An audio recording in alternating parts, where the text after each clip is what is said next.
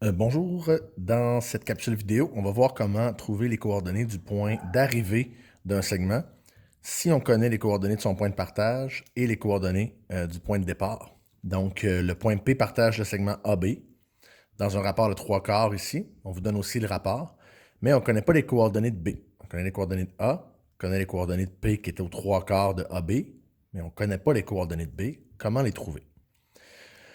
Donc, ce qu'on va faire, c'est qu'on va utiliser... tout d'abord, je vais l'illustrer...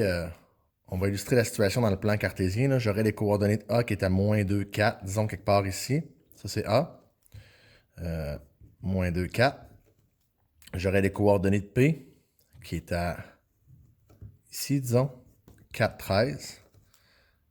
Et moi, ce que je cherche, puis je sais qu'il est aux 3 quarts du segment, puis moi, ce que je cherche, c'est les coordonnées de B qui sont ici. X2, Y2. B, je ne connais pas ses coordonnées, mais je sais que lui, il est aux 3 quarts du segment. OK? C'est à peu près ça que je cherche visuellement. Comment on procède? De la même façon, on utilise la même formule, je veux dire, que dans tous les autres cas avec le point de partage. Donc, pour commencer, pour trouver le X, on va utiliser la formule qui nous donne le X du point de partage. Donc, cette formule-là, c'est le X de mon point de partage, c'est égal à X1 plus mon rapport multiplié par ma différence de mes X. OK? Mais là, mon X de point de partage, je le connais, c'est 4. Donc, 4 est égal à... Le X1, c'est le X de mon point de départ, c'est moins 2, plus mon rapport que je connais, c'est 3 quarts, multiplié par X2, je ne le connais pas, moins X1, qui est moins 2. OK? Donc là, j'ai une équation et mon inconnu est ici au lieu d'être là. Il va falloir que j'isole ma variable. On va commencer par faire les opérations inverses. Donc, je voudrais me débarrasser tout d'abord du moins 2 qui est là. Je vais faire plus 2 de chaque côté. Ça va donner que 6 est égal à 3 quarts multiplié par x2 moins moins 2, ça fait plus 2, hein, ici. Comme ça. Et là, j'ai un multiplié par 3 quarts ici. Je vais donc diviser chaque côté par 3 quarts.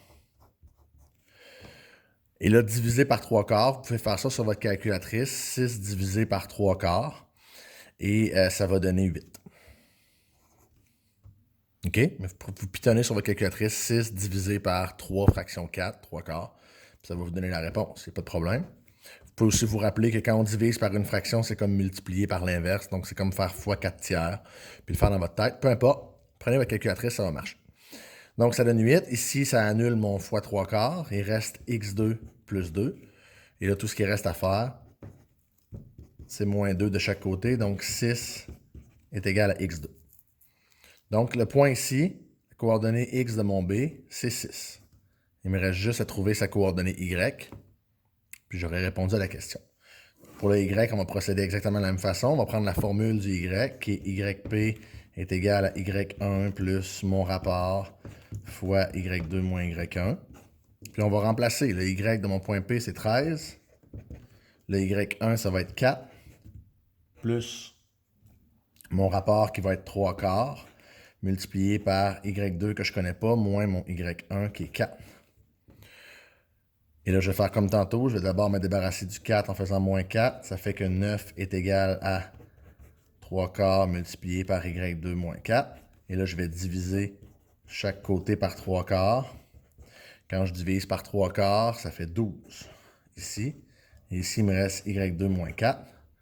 Et là, il me reste juste à faire plus 4 de chaque côté pour me débarrasser de mon moins 4. Ça fait que 16 est égal à y2. Et là, ça, c'est ma deuxième coordonnée ici. Donc, mon point B, c'est le point 6, 16. Et c'est toujours la même chose quand on cherche le point d'arrivée. Imaginez l'inverse. Si on avait cherché le point de départ, techniquement, ça complique les choses. Si on cherchait le point de départ, ben c'est x1 qu'on aurait cherché ici. Là, je l'aurais eu 2 fois dans mon équation, donc c'est plus compliqué à isoler. Ce que vous pouvez faire dans ce temps-là, c'est inverser votre A et votre B. Donc, dire que maintenant, c'est B le point de départ, si c'est celui que vous connaissez. La seule chose qu'il faut faire, c'est changer le rapport. Si mon point est au 3 quarts à partir de A, ben, il est au 1 quart à partir de B. T'sais, si mon point était au 2 cinquièmes à partir de A, il serait au 3 cinquièmes à partir de B. Il faut juste penser à inverser le rapport, puis vous pouvez changer votre problème de bord et toujours avoir à faire ce que je viens de faire ici, qui est beaucoup plus simple. Je vais quand même faire une vidéo quand on cherche le X1, comment ça fonctionne, mais c'est plus compliqué. Et vous pouvez toujours transformer le problème en celui-ci, juste en inversant votre rapport, puis en changeant votre point d'arrivée, puis votre point de départ. Ça va revenir à ça, puis ça va fonctionner. Alors voilà.